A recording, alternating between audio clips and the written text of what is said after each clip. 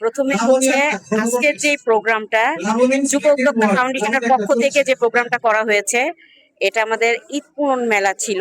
যে প্রধান অতিথি আছেন তাকে বিশেষভাবে ধন্যবাদ না জানালেই নয়। যেটা হচ্ছে উনি সাভার নিয়ে যে কথাগুলো বলেছেন, আসলে উনি আমাদের আইডল, এক কথায় আইডল। কারণ হচ্ছে যে সে উদ্যোক্তাদের নিয়ে, সে তার নিজের জন্য বলে নাই, আমার দৃষ্টিতে যাকে ভালো মনে হয় যে সাভারের জন্য উন্নয়ন করবে তাকেই ভোটটা দিতে বলেছে। এবং সাভার নিয়ে, উদ্যোক্তাদের নিয়ে যেই কথাগুলো আমাদেরকে বলেছে, এতে আমরা আশাবাদী যে আমাদের প্রধান অতিথি সাহেব সে যদি নির্বাচিত হয়ে আসে, ইনশাল্লাহ আমাদের সাভারের জন্য অনেক উন্নয়ন হবে। এবং আমাদের যে আজকের উদ্যোক্তা ট্রেনিংটা হলো, এটাতে আমরা খুবই স্যাটিসফাই। আমরা উদ্যোক্তা ঠিক আছে, অনেক বছর বিজনেস করছি ঠিক আছে, বাট আমাদের কিছু গ্যাপিং থাকে। সেই গ্যাপিং এর জায়গাগুলো আমাদের পূরণ করার জন্য এরকম সেমিনারে মাঝে মধ্যে যাওয়া উচিত। নতুন উদ্যোক্তাদের জন্য বার্তা একটাই, চাকরির পিছনে না দৌড়িয়ে বিজনেস করতে হবে।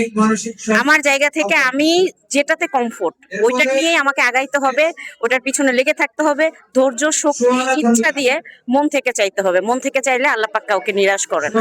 তো করতে হবে বিজনেস দিয়ে আমি কিন্তু মানব সেবা করতে পারি। বিজনেসটাকে শুধু প্রফেশন হিসাবে নিলেও চলবে না, আমাদের সামাজিক কিছু দায়বদ্ধতা থাকে। মানুষ সেবা করা যায় বিজনেসের মাধ্যমে, জবের মাধ্যমে কখনো মানুষ সেবা করা যায় না।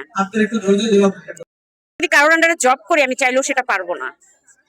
এই জন্য নতুন উদ্যোক্তাদেরকে বার্তা দিব, চাকরির পিছনে না শুধু না ছুটে আপনারা এক একজন উদ্যোক্তা হন। যে যার জায়গায় সে প্রাইম মিনিস্টার।